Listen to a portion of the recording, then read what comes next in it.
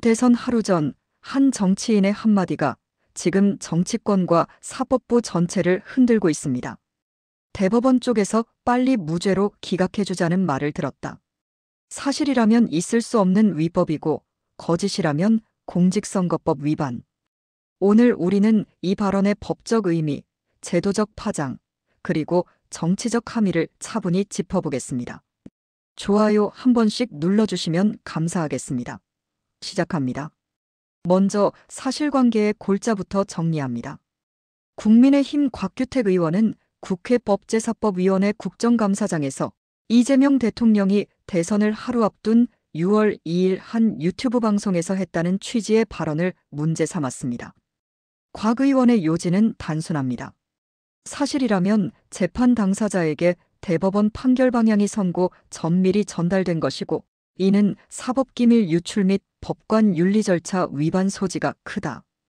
허위라면 대선 직전 유권자 판단에 중대한 영향을 줄 수 있는 허위사실 공표에 해당할 수 있다. 곽 의원은 법원행정처장에게 피고인과 법관 사이에 판결 방향을 미리 주고받는 의사소통이 가능한가를 따져 물었고 처장은 그렇게 해서는 안 된다. 그것이 법관의 윤리라고 답했습니다. 여기까지가 국감장의 핵심 문답입니다. 우리 법체계에서 개별 사건의 판결 결론합의 내용은 선고 시까지 철저히 비공개가 원칙입니다. 이유는 명확합니다. 재판의 독립 선고 전 결론이 새어나가면 재판부는 외부 압력과 거래 의혹에 노출됩니다. 당사자 평등 한쪽 당사자에게만 유리한 정보를 제공하면 무기대 등 원칙이 무너집니다. 국민 신뢰 선고 전 결론 유출은 판결이 이미 정해졌다는 냉소를 확대합니다. 여기서 보수 시각의 기준선은 분명합니다. 법은 예측 가능성과 절차적 정당성 위에 서야 한다. 결과의 선호가 아니라 절차의 공정이 신뢰를 만듭니다. 3. 법률적 쟁점 사실이라면 어떤 죄가 성립 가능한가? 만약 대법원에서 무죄 기각 의견을 들었다는 말이 사실이라면 다음과 같은 법률 리스크가 제기됩니다. 일반론 기준. 공무상 비밀 누설 죄형법 제127조. 법원 내부 합의 결론은 선고 전 비밀입니다. 재판관 직원 등 공무원이 이를 누설했다면 성립 소지. 직무상 의무 위반 윤리 위반. 법관 윤리 강령과 법원 내부 규정은 사건 관여자에게 편파 정보를 제공하는 행위를 금지합니다. 개별 법관의 행위가 아니더라도 전달 경위가 드러나면 징계나 책임 추궁 가능. 재판 방해 공정성 침해. 재판부 외부와의 비정상 접촉은 재판의 독립을 훼손합니다. 결과적으로 해당 사건의 신뢰가 무너져 사법권 전체가 타격을 입습니다. 핵심은 단 하나. 사법부 내부에서 선고 전 결론이 외부로 흘러나가는 순간 법은 권위가 아니라 의혹이 됩니다. 반대로 해당 발언이 허위라면 공직선거법상 허위사실 공표통상 제250조 2항 범주가 쟁점이 됩니다. 선거 직전 대법원 판결 방향에 관한 중대 정보를 유권자에게 전달해 정치적 유불리를 유도했다면 그 사회적 파급력과 의도성이 수사 포인트가 됩니다. 보수 시각에서 핵심은 이렇습니다.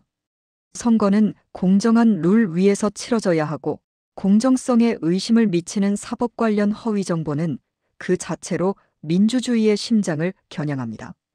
사실이면 사법 스캔들, 거짓이면 선거 스캔들. 어느 쪽이든 그냥 넘어갈 문제는 아닙니다. 국감장에서 법원행정처장은 그렇게 해서는 안 된다고 선을 그었습니다.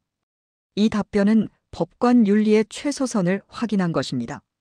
그렇다면 다음 질문은 자연스럽습니다.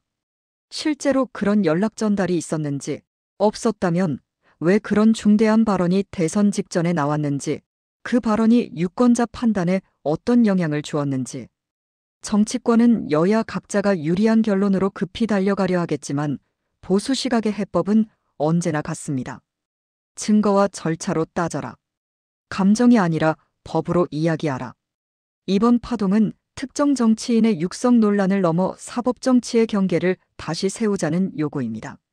사법의 문법 판결은 오직 법정에서 기록과 변론 합의를 거쳐 선고 시점에만 존재합니다. 정치의 문법 선거는 주장과 반박의 장이지만 사법 절차를 자신의 정치 메시지로 끌어오면 시스템 전체의 신뢰가 깎입니다. 국민의 문법 국민은 감정이 아니라 공정한 절차를 원합니다. 누가 내 편이냐가 아니라 법이 공평하냐가 기준입니다.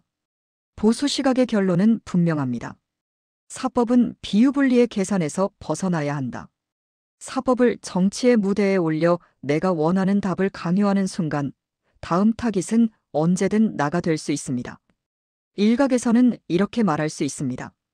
그냥 방송용 과장 아니냐? 맥락의 문제일 뿐이다. 그러나 반박은 간단합니다. 대상과 시점의 중대성. 대법원과 대선 하루 전이라는 결합은 농담으로 치부할 수 없는 중량감을 가집니다. 정보의 성질. 선고 전 판결 방향은 가장 민감한 사법 기밀에 속합니다.